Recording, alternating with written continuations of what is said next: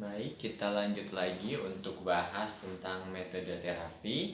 Ya, pertama tadi ada Hanfa atau diaporesis, kemudian ada Tufa atau emesis atau vomitorium. Kemudian yang kita bahas ada Syiafa. Syiafa atau purgatif purgasi, ya. Metode terapi ketiga di mana merupakan metode terapi dengan melalui pembersihan lambung usus, mengeluarkan faktor patogen penyakit.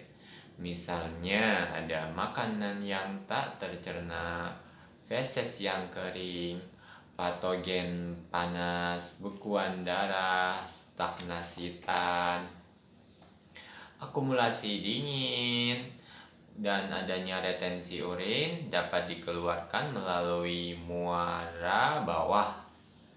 Ya, metode ini digunakan pada konstipasi karena adanya faktor patogen dalam lambung dan usus, feses kering dan keras, stagnasi tan dan cairan, stasis darah, dan obstruksi panas yang merupakan sindrom Sechi dan Chengchi. Keduanya adalah ekses.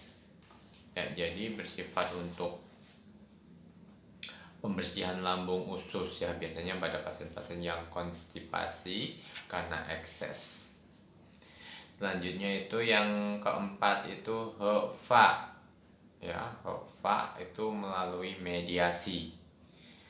Merupakan metode terapi dengan melalui mediasi atau regulasi terhadap ekses dan defisiensi dari yin yang, menyeimbangkan fungsi organ Changfu untuk menghilangkan faktor patogen yang berada setengah di luar atau biao dan setengah di dalam atau li, dan ketidakharmonisan organ Changfu, misalnya sindrom Shaoyang karena faktor patogen dingin atau penyakit malaria, sindrom hati limpa tidak harmonis, sindrom usus lambung tidak harmonis, sindrom qi darah tidak harmonis, sindrom yin wei tidak harmonis, ya, HEFA atau mediasi. Selanjutnya yang kelima, metode kelima yaitu Wenfa atau penghangatan.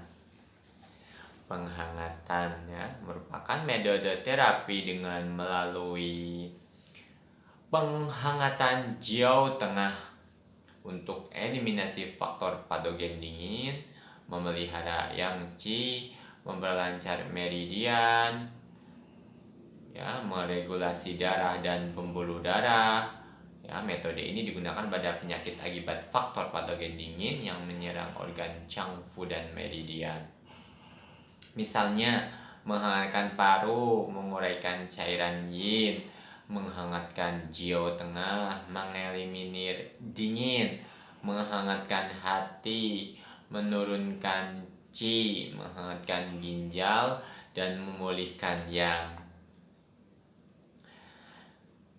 Kemudian bisa menghangatkan meridian, ya, mengeliminir dingin. Ya, umumnya terapi ini dibedakan menjadi 3 macam.